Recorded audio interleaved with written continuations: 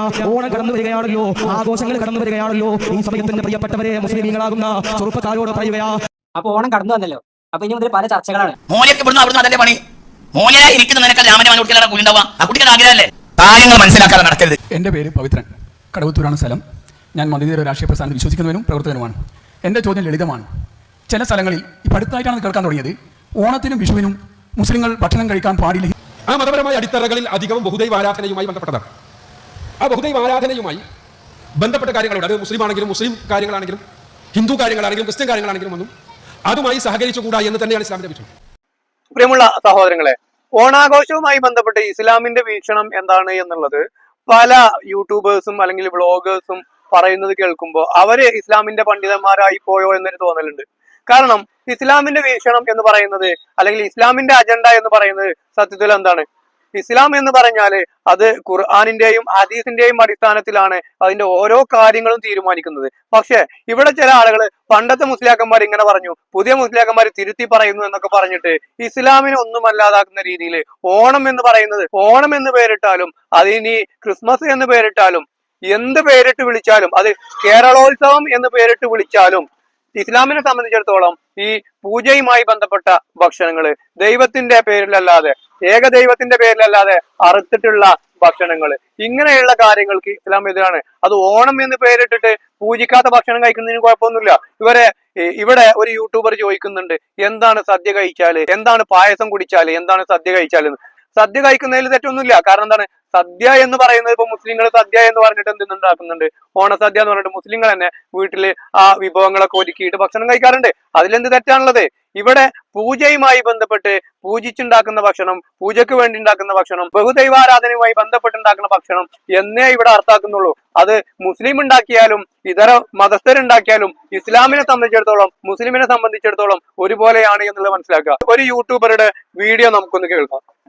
അദ്ദേഹം ഇസ്ലാമിക പണ്ഡിതന്മാരെക്കാൾ അറിവുള്ള ഒരു പണ്ഡിതനാണെന്ന് എനിക്ക് തോന്നുന്നുണ്ട്. ആ രീതിയിലാണ് അദ്ദേഹം ഈ കാര്യങ്ങൾ ചർച്ച ചെയ്യുന്നത്. എന്തൊരു വിരോധാഭാസമാണ് ഈ ചങ്ങായി ചെയ്യണമെന്ന് നിങ്ങൾ കേട്ടോളി. ഇവന്റെ പേരെന്താണോ ചാനലിന്റെ പേരെന്താണോ ഞാൻ നോക്കിയിട്ടില്ല. ഇവൻ പറഞ്ഞ കാര്യങ്ങൾ മാത്രമേ എടുത്തിട്ടുള്ളൂ. കേട്ടോളി. ഓണം കടന്നു വരികയാണല്ലോ, ആഘോഷങ്ങൾ കടന്നു വരികയാണല്ലോ.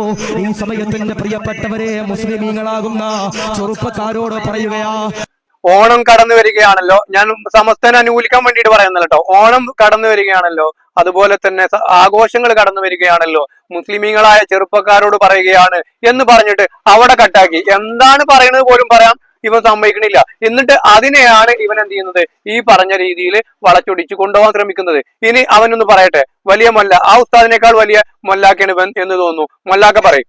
അപ്പൊ ഓണം കടന്നു വന്നല്ലോ. അപ്പൊ ഇനി മുതൽ പല ചർച്ചകളാണ്. മുസ്ലിങ്ങൾക്ക് ഓണം ആഘോഷിക്കാൻ പറ്റുമോ, സദ്യ കഴിക്കാൻ പറ്റുമോ, പായസം കുടിക്കാൻ പറ്റുമോ, പായസം കുടിക്കാൻ പല ചർച്ചകളാണ്. സത്യം പറഞ്ഞാല് ഒരു കുറച്ച് വർഷങ്ങളായിട്ട് ഒരു 3-4 വർഷങ്ങളായിട്ടാണ് കുറെ ഉസ്താദുമാര് ഇങ്ങനെയൊക്കെ ഭയങ്കര രീതിയിൽ പ്രഭാഷണങ്ങള് ഓണത്തിനെ കുറിച്ചൊക്കെ എതിരായിട്ട് സംസാരിക്കുക. സത്യം പറഞ്ഞാല് ഒരു 3-4 വർഷമായിട്ടാണ് കുറെ ഉസ്താദുമാർ ഇങ്ങനെ പറയാൻ തുടങ്ങിയത്. ഇസ്ലാമിനെ സംബന്ധിച്ചിടത്തോളം 1400 വർഷമായിട്ടും ഒരേ ഒരു വിശ്വാസമുള്ളൂ, ഇവനത് അറിയില്ലെങ്കിൽ അവൻ അറിയാത്ത കുഴപ്പമാവും. അറിവില്ലായ്മ ഒരു തെറ്റല്ലല്ലോ, അതൊരു അലങ്കാരമായിട്ട് കൊണ്ടു നടക്കുക എന്ന് പറഞ്ഞാൽ ഒരു തെറ്റ് തന്നെയാണ്. ഇവിടെ ഇസ്ലാമിനെ സംബന്ധിച്ചിടത്തോളം ലാ ഇലാഹ ഇല്ലല്ലാഹ് എന്നുള്ളത് അന്നും ഇന്നും ഒരുപോലെയാണ്. അതിനി ഓണാണെങ്കിലും ഇനി മുസ്ലിങ്ങൾ ഉണ്ടാക്കുന്ന നേർച്ചകളാണെങ്കിൽ പോലും ഇസ്ലാമിന് അതിൻ്റെതായ അജണ്ടകൾ ഉണ്ടാവും. അത് ഏതൊരു തങ്ങളെ പേരിലറുത്താലും വേറെ ഏത് ഔലിയാക്കളെ പേരിലറുത്താലും അത് മുസ്ലിങ്ങൾ കഴിക്കൂല. അത് ഓണത്തിനാണെങ്കിലും ശരി, ഇനി നേർച്ചക്കാണെങ്കിലും ശരി. ഓക്കെ, പറയൂ. മുസ്ലിങ്ങൾക്ക് എങ്ങനെയാണ് ആഘോഷിക്കാൻ പറ്റുക, മുസ്ലിങ്ങൾ ആഘോഷിക്കരുത്, ഇങ്ങനെയൊക്കെ തുടങ്ങി പല തരത്തിലുള്ള കൂടുതൽ സംഭവങ്ങൾ, ഇങ്ങനെ കൂടുതൽ പ്രശ്നങ്ങളായി വരാൻ തുടങ്ങിയത് ഒരു 3-4 വർഷമൊക്കെ ആയിട്ടുള്ളൂ. ഈ രീതിയിൽ പ്രഭാഷണങ്ങൾ യൂട്യൂബില് ഇൻസ്റ്റാഗ്രാമിലൊക്കെ ഇങ്ങനെ വരാൻ തുടങ്ങിയത്. അപ്പൊ സത്യത്തിൽ മുസ്ലിങ്ങൾക്ക് ഓണം ആഘോഷിക്കാൻ പറ്റുമോ, മുസ്ലിങ്ങൾക്ക് സദ്യ കഴിക്കാൻ പറ്റുമോ, മുസ്ലിങ്ങൾക്ക് പായസം കുടിക്കാൻ പറ്റുമോ, ഹറാമാണോ ഹലാലാണോ, ഇതിനെ കുറിച്ചൊക്കെ ഒരു വ്യക്തമായ ധാരണയൊക്കെ ഞാൻ ഈ വീഡിയോയിലൂടെ പറഞ്ഞുതരാം. സത്യത്തിൽ മുസ്ലിങ്ങൾക്ക് ഓണം ആഘോഷിക്കാൻ പറ്റുമോ, സത്യത്തിൽ മുസ്ലിങ്ങൾക്ക് ഓണ സദ്യ കഴിക്കാൻ പറ്റുമോ, പായസം കുടിക്കാൻ പറ്റുമോ? മുസ്ലിങ്ങൾക്ക് ഓണം ആഘോഷിക്കുന്നതിന് വലിയ കുഴപ്പമൊന്നുമില്ല. ഓണം ആഘോഷം എന്ന് പറഞ്ഞിട്ട് റോഡിൽ ഇറങ്ങി ചാടി കളിച്ചാൽ ഒരു കുഴപ്പമില്ല. ഫുട്ബോൾ ടൂർണമെന്റ് എന്നാ ചാടി കളിക്കാൻ പോണില്ലേ, അതുപോലെ തന്നെ ഒരു ചാടിക്കളി കളിച്ചാൽ ഒരു കുഴപ്പമില്ല. വിശ്വാസവുമായി ബന്ധപ്പെട്ട് അവരുടെ പൂജയുമായി ബന്ധപ്പെട്ട് നമ്മൾ എന്തെങ്കിലും ചെയ്തു കഴിഞ്ഞാൽ, ആ ഭക്ഷണം നമ്മൾ കഴിച്ചു കഴിഞ്ഞാൽ അവിടെയാണ് പ്രശ്നം. അത് എന്നിട്ട് ഇപ്പം ചോദിക്കുക ഓണം സദ്യ കഴിക്കാൻ പറ്റുമോ? പല മുസ്ലിങ്ങളും സദ്യ ഉണ്ടാക്കുന്നുണ്ട് വീട്ടില്. അതിന്റെ എല്ലാ വിഭവങ്ങളും ഉണ്ടാക്കി കഴിക്കാറുണ്ട്, ഇല്ലേ? അതിനെന്താ കുഴപ്പം? ഒരു ഹോട്ടലിൽ കയറിയിട്ട് സദ്യ കഴിക്കുന്നുണ്ട്, എന്താ കുഴപ്പം? ഒരു പ്രശ്നമില്ല. എന്നിട്ട് ഇവൻ ചോദിക്കാം പായസം കഴിക്കാം, എന്താ പായസത്തിന് എന്താ കുഴപ്പം? പായസത്തിന് എന്താ വിഷമുണ്ടോ? എന്താണ് വിശ്വാസം? വിശ്വാസത്തിന്റെ അടിസ്ഥാനത്തിലാണ് ഈ പറയുന്നത് എന്ന് ഈ ചങ്ങായിക്ക് മനസ്സിലാവുന്നില്ല. എന്നിട്ട് ഇവൻ കടന്നിട്ട് വലിയ ഔലിയാവുക. ഇനി അവിടെ നിൽക്കട്ടെ, ഇവൻ അത്രയുള്ള വിദ്യാഭ്യാസമുള്ളൂ മനസ്സിലായി. ഇനി റഹ്മത്തുള്ള ഖാസിമിന്റെ ഒരു പ്രസംഗം ഇടുന്നുണ്ട്. ഇവൻ ഇട്ട കോലങ്ങൾ കണ്ടല്ലോ, മുമ്പ് ഒരു മൂലയാണിത്, ഇനി അവൻ അടുത്തൊരു പ്രസംഗം കൊണ്ടുവരുന്നുണ്ട്, അതൊന്ന് കണ്ടോളി. കാര്യങ്ങൾ മനസ്സിലാക്കാതെ നടക്കരുത്, പുതിയ പുതിയ രീതികൾ ഉണ്ടാക്കരുത്. പഴയ കാലത്ത് ഇവിടെ എങ്ങനെയാണ് സൗഹൃദം, അതൊക്കെ സഹകരിച്ച് മുന്നോട്ട് പോകാൻ അള്ളാഹു ഇനി നമുക്ക് തൗഫീക്ക് തരട്ടെ. അതാണ് പഴയകാലത്തെ ഭാരതം, അതാണ് പഴയകാലത്തെ ഇന്ത്യ. അത് നമ്മൾ മനസ്സിലാക്കണം. ജുമാക്കെ സാമൂതിരിക്കെ ജുമാ കുറ്റിച്ചറ ജുമാഅത്ത് പള്ളിയിൽ ദ്വാരക്ക ആർക്ക് സാമൂതിരിക്ക് ദീർഘായുസ് ഉണ്ടാകാൻ, സാമൂതിരിക്ക് വേണ്ടിയിട്ട് ജുമാ ഖുതുബയിൽ ദ്വാരക്ക, ഇതൊന്നും ഇപ്പൊ പ്രശ്നമുള്ള കാര്യമില്ലല്ലോ. ഓണഭക്ഷണം കഴിക്കാൻ പാടുണ്ടോ? അതെന്താ ചോദ്യമായി മനുഷ്യന് ആർക്കാ പള്ളി പൈസ ഒൽക്കൊക്കെ കൊടുക്കണം എന്നല്ല, എന്താ പള്ളി പൈസ കൊടുക്കണം. റഹ്മത്തുള്ള ഖാസിം പറ ഓണഭക്ഷണം കഴിക്കാൻ പാടുണ്ടോ? എന്തൊരു ചോദ്യമാണ് ചങ്ങായി. എന്നിട്ട് ഉത്തരം പറഞ്ഞ കേട്ടോ. ഉത്തരം പറയാൻ സാധുവായ കുട്ടിയുടെ വീട്ടിൽ അങ്ങനത്തെ ഒരു ഭക്ഷണം ഉണ്ടായില്ല, അത് അള്ളാന്റെ സൃഷ്ടിയല്ലേ. പള്ളി പൈസകൾക്കൊക്കെ കൊടുക്കണം, പള്ളി പൈസകൾക്കൊക്കെ കൊടുക്കണം. ഒരു മുസ്ലിമിന്റെ വിശ്വാസം എന്താ? ഇസ്ലാം എന്താണ് പഠിപ്പിച്ചത്? നിങ്ങൾ ഭക്ഷണം കഴിക്കുമ്പോ അയൽവാസി പട്ടിണി കിടക്കുന്നുണ്ടെങ്കിൽ നിങ്ങൾ ഭക്ഷണം കഴിച്ചാൽ നിങ്ങൾ മുസ്ലിം അല്ല എന്ന് ഇസ്ലാം പഠിപ്പിച്ചിട്ടുണ്ട്, കൊടുക്കണം. അത് മുസ്ലിം അല്ല എന്ന് പറയുന്നിടത്ത് പറഞ്ഞൊരു കാര്യം, അയൽവാസി ഭക്ഷണം കഴിച്ചിട്ടില്ലെങ്കിൽ നിങ്ങൾ ഭക്ഷണം കഴിക്കുകയാണെങ്കിൽ, അഥവാ അയൽവാസി പട്ടിണിയാകുമ്പോ നിങ്ങൾ ഭക്ഷണം കഴിച്ചാൽ, അപ്പൊ അയൽവാസി ആരാ? മുസ്ലിമാണോ എന്ന് പറഞ്ഞോ? ഇല്ല. ക്രിസ്ത്യാനിയാണെന്ന് പറഞ്ഞോ? അല്ല. ഹൈന്ദവനാണോ എന്ന് പറഞ്ഞോ? ഹൈന്ദവനോ ക്രിസ്ത്യാനിയോ ഏതൊരു ജൂതനോ ഏത് മതസ്ഥനാണെങ്കിലും ശരി, ഒരാൾ പട്ടിണി കിടക്കുന്നുണ്ടെങ്കിൽ ഒരു മുസ്ലിമായ മനുഷ്യന് അവന്റെ വീട്ടിൽ ഭക്ഷണം ഉണ്ടാക്കി കഴിച്ചാൽ പിന്നെ അവൻ മുസ്ലിം അല്ല എന്നാണ് ഇസ്ലാം പഠിപ്പിച്ചത്. ആ ഇസ്ലാമിന്റെ വക്താക്കളാണ് ഞങ്ങളും. പക്ഷെ ഇവിടെ വിശ്വാസവുമായി ബന്ധപ്പെട്ട് ലക്കും ദീനുക്കും വലിയ ദീൻ എന്നും ഇസ്ലാം പഠിപ്പിച്ചിട്ടുണ്ട്. നിങ്ങൾക്ക് നിങ്ങളുടെ മതം, ഞങ്ങൾക്ക് ഞങ്ങളുടെ മതം. നിങ്ങൾ ആരാധിക്കുമ്പോ അവിടെ പോയി ആരാധിച്ചോളി. സമസ്തക്കാരെ സംബന്ധിച്ചിടത്തോളം പ്രശ്നമില്ല, ഒരു കബറിങ്ങ പോയി ആരാധിക്കും, കുഴപ്പമില്ല. കൊടിമരം ഉണ്ടാക്കിയിട്ട് അവിടെ ആരാധിക്കും, അവരെ സംബന്ധിച്ചിടത്തോളം ഇതൊന്നും പ്രശ്നമില്ല. പക്ഷെ മുസ്ലിമിനെ സംബന്ധിച്ചിടത്തോളം ഇസ്ലാമിന് യോജിക്കുന്ന കാര്യമാണെന്ന് അംഗീകരിക്കാനും പറ്റില്ല. എന്തായാലും റഹ്മത്തുള്ള ഖാസിമി പറയട്ടെ. മോലിയർക്ക് ഇവിടുന്ന് അവിടുന്ന് അതല്ലേ പണി. മോലിയരായി ഇരിക്കുന്നതിനേക്കാൾ രാമന്റെ മന കൊടുക്കലാണ് കൂലി ഉണ്ടാവുക, ആ കുട്ടിക്ക് ആഗ്രഹമല്ലേ. അത് ശരിയാ. റഹ്മത്തുള്ള ഖാസിമിക്ക് കോഴി ഇറച്ചി കൊടുക്കെങ്കിൽ ആരെ കൂലിയിട്ട് ആർക്കാണ്? കൃഷ്ണൻകുട്ടിക്ക് കൊടുക്കാവൂ. പറയടോ എന്തിനാണ് പഠിക്കണത്? രാമന്റെ മകന് കൊടുക്കലായിരിക്കും ആ പറയടോ എന്തിനാണ് പഠിക്കുന്നത്? രാമന്റെ മകന് കൊടുക്കുന്ന ശരിയാണ്. റഹ്മത്തുള്ള ഖാസിമിക്ക് ഡെയിലി കോഴി ഉണ്ടേ കൊടുത്തിട്ട് തിന്നിട്ട് പ്രത്യേകിച്ച് കാര്യമൊന്നുമില്ല. നേരെ മറിച്ച് അത് പട്ടിണി കിടക്കുന്ന ഒരു രാമന്റെ കുട്ടിക്കോ കൃഷ്ണന്റെ കുട്ടിക്കോ കൊടുത്താൽ അതാണ് ഏറ്റവും വലിയ പ്രതിഫലം. അത് ശരി തന്നെയാണ്. അത് വിചാരിച്ച് പൂജിച്ച് കഴിക്കുന്ന ഭക്ഷണം കഴിക്കാൻ പറ്റുന്ന ഇസ്ലാമിന് എവിടെ തെളിവുള്ളത്? എന്നിട്ട് എന്തെങ്കിലും ഒരു പ്രസംഗം ഇട്ടിട്ട് ഇവൻ വലിയ ആളാവുക, അത് പറഞ്ഞു ഇത് പറഞ്ഞു. ഇവിടെ ഓണവുമായി ബന്ധപ്പെട്ട് റഹ്മത്തുള്ള ഖാസിമിക്കും അറിയില്ല എന്താണ് ഓണം എന്ന്, ഇവനും അറിയില്ല എന്താണ് ഓണം എന്ന്. ഈ പറയട്ടെ റഹ്മത്തുള്ള ഖാസിമിന്റെ പഴയ വേറൊരു പ്രസംഗം കേട്ടോളി. എന്റെ കൂട്ടുകാരുടെ മൂത്തടുത്ത് എന്റെ ഒപ്പം ഒരു ബെഞ്ചിൽ നിന്ന് പഠിച്ചവര്, നമുക്ക് സമുദായത്തെ തള്ളി പറയാൻ പറ്റില്ല. അവരെ ആഘോഷങ്ങളൊക്കെ നമ്മൾ പങ്കെടുത്തിട്ടുണ്ട്.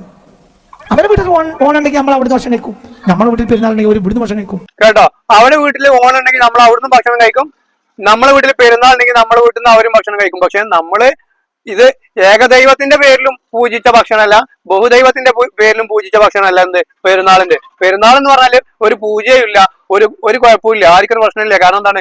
ദൈവത്തിനെ ആരാധിക്കുന്നു, പള്ളിയിൽ പോയി നിസ്കരിക്കുന്നു, അത് ദൈവത്തിന്റെ പേരിൽ കൊണ്ടുപോയി സമർപ്പിക്കുന്നില്ല, ദൈവത്തിന് വെച്ചു കൊടുക്കുന്നില്ല, അതിന്റെ നടുവിൽ ദൈവത്തെ കുത്തിവെക്കുന്നില്ല. പക്ഷെ ഇവര് നടത്തുന്ന പല നേർച്ചകളും പല തങ്ങന്മാരെ പേരിലായതുകൊണ്ട് ഇവർക്കൊക്കെ അതൊക്കെ നടക്കും ചെയ്യും. അത് ഇവിടെ ചർച്ചയാക്കേണ്ട ഒരു വിഷയമല്ല. അതുകൊണ്ട് ഓണം എന്ന് പറഞ്ഞാൽ എന്താന്ന് റഹ്മത്തുള്ള ഖാസിമിക്കും അറിയില്ല. റഹ്മത്തുള്ള ഖാസിമി എന്താ വിചാരിച്ചത്? അതിപ്പോ എന്താ വലിയൊരു നാളും ഓണവും ക്രിസ്മസും ഒക്കെ ഒന്ന് തന്നെയാണ്. സ്കൂൾ പൂട്ട് പറഞ്ഞാലും അതും ഒന്നാണ്. ഇനിയിപ്പോ വേറെ എവിടെയെങ്കിലും വല്ല ടൂർണമെന്റ് നടത്തി അവിടെ ആഘോഷിച്ച അതും ഒക്കെ ഒന്നാണ് വിചാരിച്ചു. പാവത്തിന് അറിയായിട്ടാണ്, അറിവില്ലായ്മ തെറ്റല്ലല്ലോ. ഇനി ഇസ്ലാമിന്റെ വീക്ഷണം എന്താ നിങ്ങൾ കേട്ടോളി. ഒരു ഹൈന്ദവ സുഹൃത്ത് എം അക്ബറിനോട് ചോദിക്കുന്ന ചോദ്യവുമായി ബന്ധപ്പെട്ട് അദ്ദേഹം പറയുന്ന ഉത്തരം അതാണ് കൃത്യമായിട്ട് അതിന്റെ ഉത്തരം. അല്ലാതെ ഓണം എന്ന് പേരിട്ടു എന്ന് വിചാരിച്ചിട്ടല്ല തെറ്റ്. അല്ലെങ്കിൽ അതിന്റെ പേര് കേരളോത്സവം എന്നാക്കിയാലും അതിന്റെ പേര് ഇനി വേറെ എന്തെങ്കിലും ആക്കിയാലും ഇന്ത്യന്റെ ഉത്സവം തന്നെ ആക്കിയാലും ശരി, അത് പൂജയുമായി ബന്ധപ്പെട്ട് അനിസ്ലാമിക പ്രവർത്തനവുമായി ബന്ധപ്പെട്ട് ബഹുദൈവ ആരാധനയുമായി ബന്ധപ്പെട്ടുള്ള ഭക്ഷണമാണോ അത് കഴിക്കാൻ പാടില്ല. അതേ രീതി തന്നെ ഓണം എന്ന് പേരിട്ട് അല്ലെങ്കിൽ വേറെ എന്തെങ്കിലും പേരിട്ട് ബഹുദൈവ ആരാധനയുമായി ബന്ധപ്പെടാത്ത ഏത് ഭക്ഷണമാണെങ്കിലും ഇസ്ലാമിലുള്ള ഓരോ വ്യക്തിക്കും കഴിക്കാം. ഒരു ഹൈന്ദവന്റെ വീട്ടില് കല്യാണം പറഞ്ഞാൽ പോകാൻ പറ്റും, സൽക്കാരം പറഞ്ഞാൽ പോകാൻ പറ്റും. അതുപോലെ തന്നെ നിങ്ങൾ ഒരു ഹൈന്ദവ സുഹൃത്തിനോട് അദ്ദേഹം മാലിട്ട് കഴിഞ്ഞാൽ നമ്മുടെ വീട്ടിൽ നിന്ന് ഭക്ഷണം കഴിച്ചാൻ പറഞ്ഞാല് അദ്ദേഹം കഴിക്കില്ല. അത് അവരുടെ ആരാധനയുമായി ബന്ധപ്പെട്ടാണ്. അവരെ ചീത്ത വിളിച്ചിട്ടോ തെറി പറഞ്ഞിട്ടോ കാര്യമുണ്ടോ?